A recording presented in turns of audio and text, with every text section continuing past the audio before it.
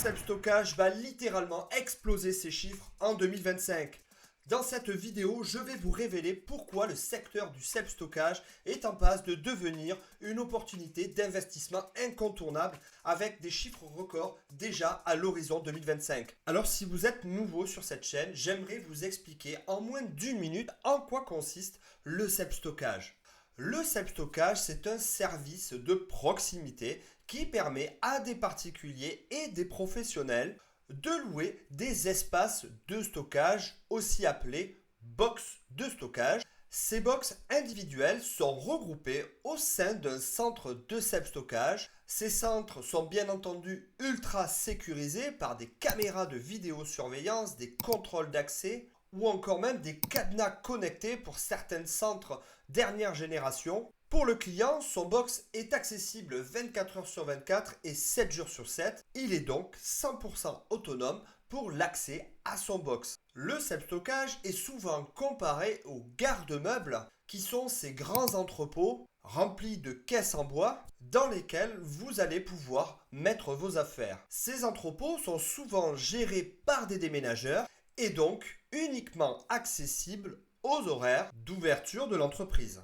Enfin, dans le self-stockage, il existe aussi le stockage en container qui connaît ces dernières années une très belle démocratisation de ce service. Bref, comme je le disais, ce marché est en pleine expansion en France. Pour vous donner un ordre d'idée, le volume d'investissement en Europe entre 2023 et 2024 est passé de 997 millions d'euros à presque 1,4 milliard d'euros. Et croyez-moi, ce n'est pas près de s'arrêter. Alors si vous souhaitez découvrir cette opportunité incroyable que représente le self-stockage et bien entendu en tirer parti, restez jusqu'à la fin de la vidéo.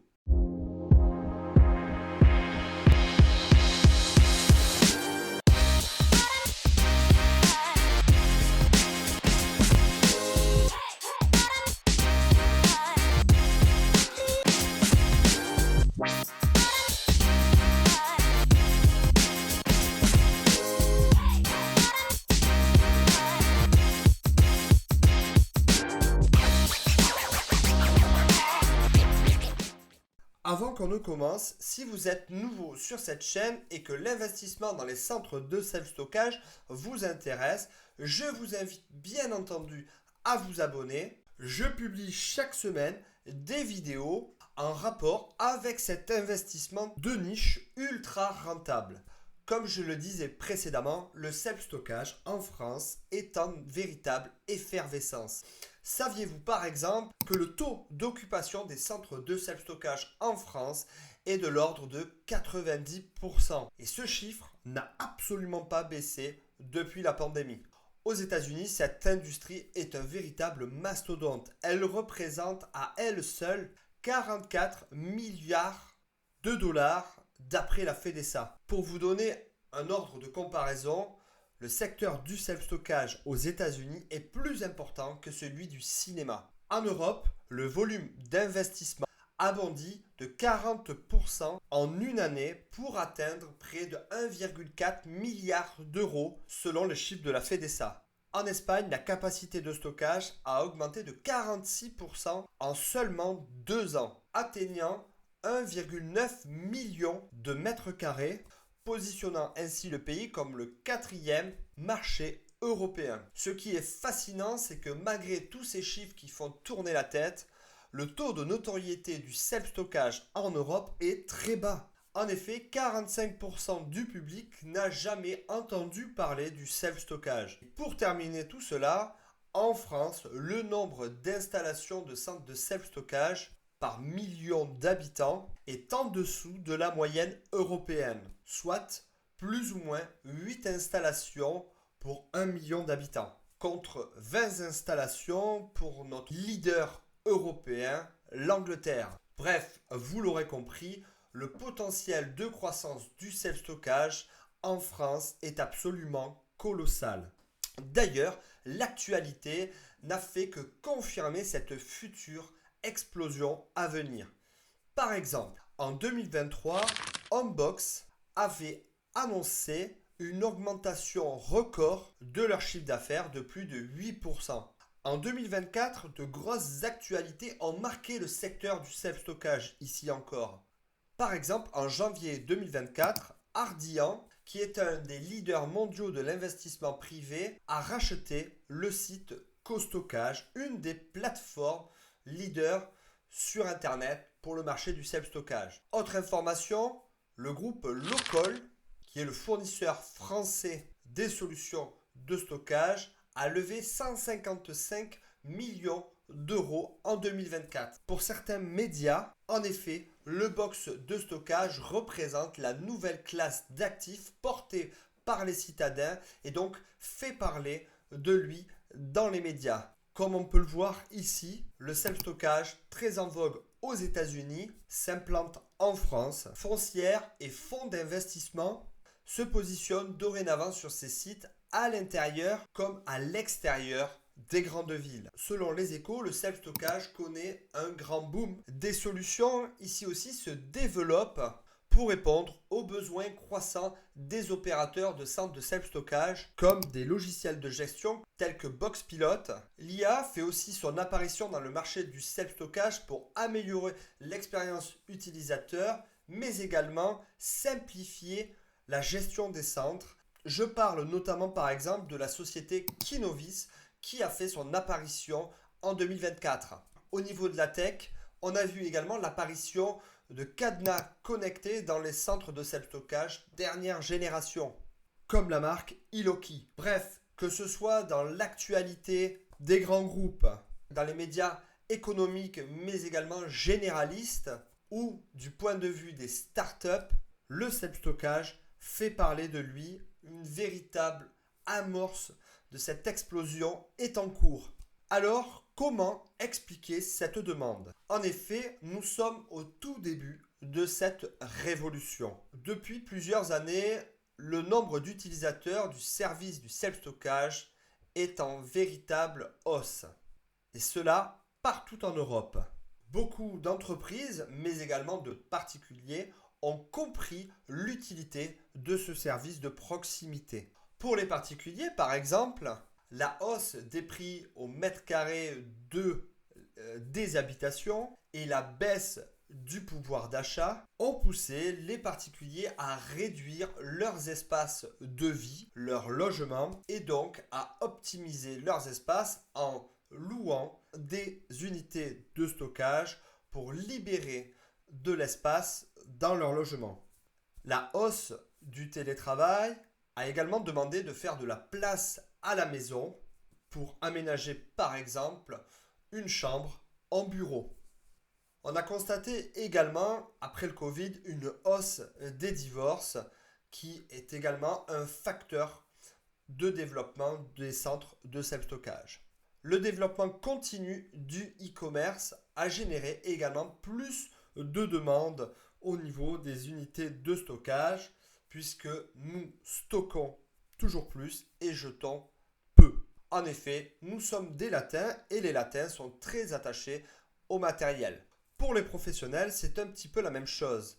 La hausse des prix au mètre carré des bureaux, des locaux commerciaux, l'augmentation des impôts et des charges ont poussé les professionnels à rationaliser leurs espaces de travail et donc le self-stockage est devenu un service très utilisé car flexible et peu cher. Les professionnels ont aussi vu le renforcement des obligations de stockage, notamment des archives. Et là, je parle plus pour les professions libérales telles que les architectes ou encore les avocats qui ont l'obligation de conserver leurs archives un certain nombre d'années. Mais la bonne nouvelle, c'est qu'on est encore au tout début de cette tendance. Je vais maintenant vous expliquer pourquoi l'année 2025 va être une année charnière pour ce marché. Alors, pourquoi 2025? Il y a plusieurs raisons qui vont pousser le self-stockage à devenir un marché encore plus important. Tout d'abord, les centres sont presque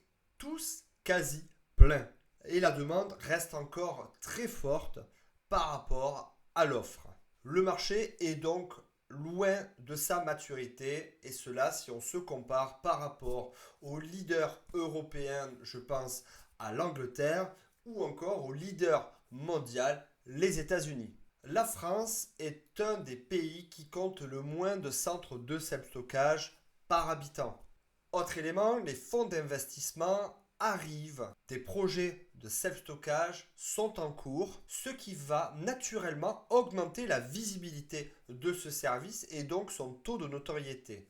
Ainsi, il est fort probable que ce service soit adopté par un plus grand nombre de potentiels clients, le rendant ainsi plus utilisé. En effet, seulement 25% des Français connaissent le self-stockage. Ce chiffre indique donc que le marché est encore en phase de découverte, avec ainsi un potentiel énorme pour les investisseurs, mais aussi pour les exploitants. Autre élément, c'est l'essor du e-commerce. En effet, avec la montée en flèche du e-commerce, les petits commerçants, que ce soit des commerçants sur le web ou des commerces physiques, ont besoin de stocker leurs produits. Le self-stockage devient donc une solution idéale pour eux car elle permet de gérer cette logistique au mètre carré près de manière flexible durant la temporalité qu'ils le souhaitent tout en ayant des coûts les plus optimisés possibles. On ne loue uniquement que l'espace dont on a besoin. L'urbanisation des villes est aussi un facteur de développement des centres de self-stockage. En effet, la hausse des coûts de construction a ralenti considérablement les projets immobiliers. La hausse des divorces a généré beaucoup plus de déménagements. Les phases de transition professionnelle d'une ville à l'autre a été également le facteur de développement des centres de self-stockage, générant un nouveau type de clientèle pour les centres de self-stockage.